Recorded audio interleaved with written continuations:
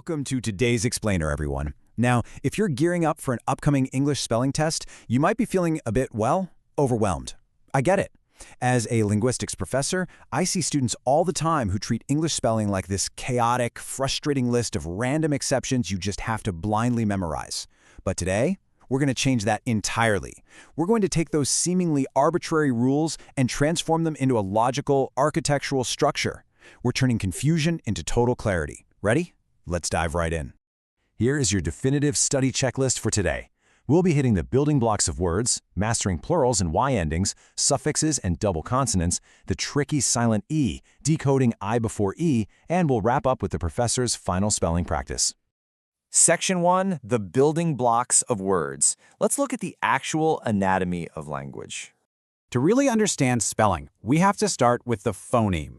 You can think of phonemes as the raw, individual sound materials that make up every single word you speak. It's absolutely crucial to remember that a phoneme is a sound, not just a written letter on a page.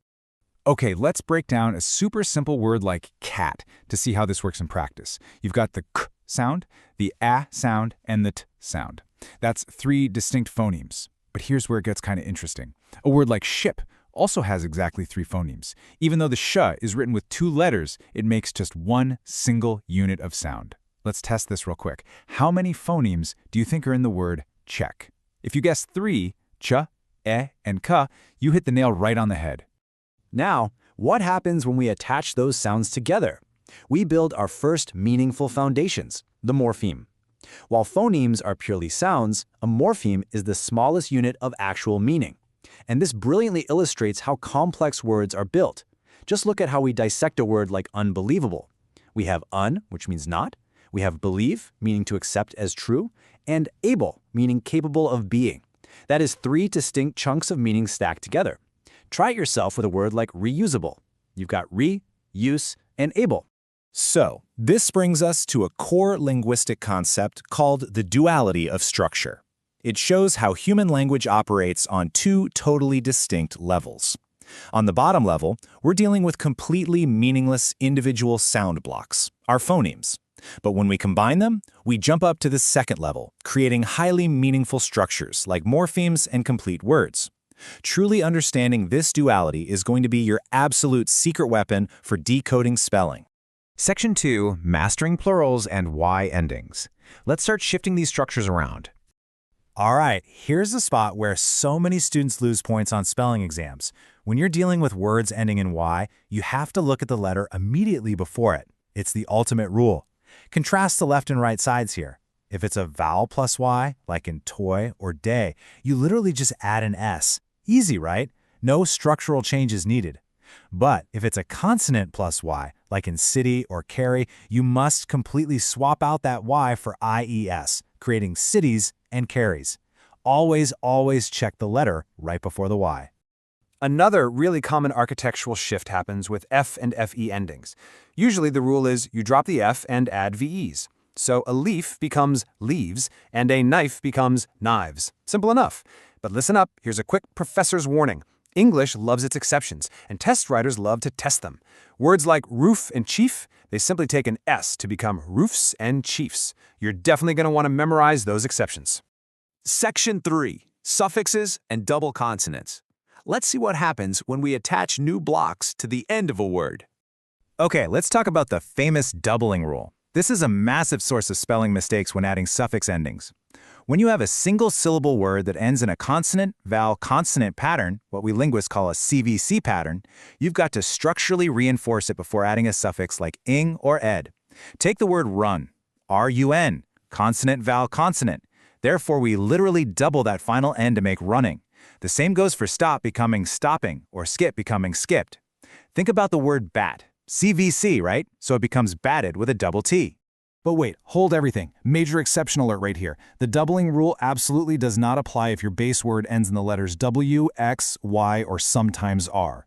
So take a word like play. Even though it looks like a CVC pattern, it ends in a Y. Do not double it. It simply becomes played with one single Y. Same thing with fix becoming fixed. Do not let these trick you on exam day. Section 4, the tricky silent E. We're flying through our checklist, so let's tackle one of the most notoriously confusing elements of English structure. The golden rule here is actually quite elegant. When you have a word ending in a silent E and you want to attach a suffix that starts with a vowel, you just drop that final E from the structure completely to make room. Look at hope. Add the vowel suffix ing, and that E just vanishes, giving us hoping.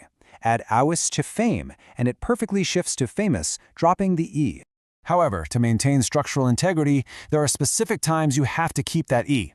First, if your new suffix begins with a consonant, like adding full to care, the E stays put to make careful. Second, if your base word already has a heavy ending with a double E or YE, just leave it alone.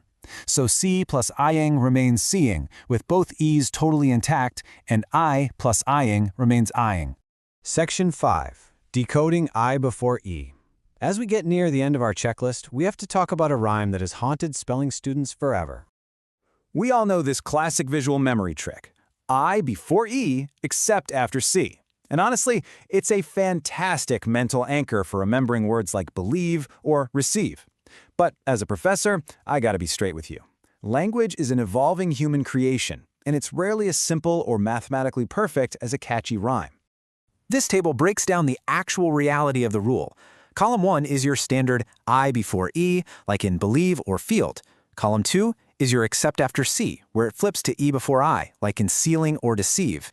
But check out column 3. It also flips to E before I when the letters make an A sound, like in wait or neighbor. And finally, take a look at that bottom row. Words like weird, science, and foreign just completely ignore the rule entirely. So for your test, definitely use the rhyme as a baseline guide, but memorize those weird exceptions. Section 6. Professor's Final Spelling Practice. Time to see what we've learned. We've systematically checked off all our core rules. Now it's time to put you on the spot with a quick interactive practice. Take a moment to mentally answer this. We have the base morpheme shop. We're adding the suffix ed. Based on the architectural rules we just went over, what is the final spelling? Okay, if you mentally doubled the P to spell SHOPPED, huge congratulations. You perfectly applied the CVC rule. You spotted that consonant-vowel-consonant structure and knew you had to reinforce the foundation before adding the suffix. You are literally thinking like a linguist right now. I'm going to leave you with this visual take-home challenge to test your I before E mastery before the real exam. Try filling in the blanks for tricky words like achieve, caffeine, and field. I really hope this explainer has proven that English spelling isn't just a list of random mistakes to memorize, but a highly structured, logical puzzle that you can totally master. Which leaves us with one pretty fascinating question to ponder. As human culture continues to evolve at lightning speed in the digital age, what is the architecture of our spelling going to look like 100 years from now? Something to think about. Keep studying, keep exploring, and I'll see you in the next explainer.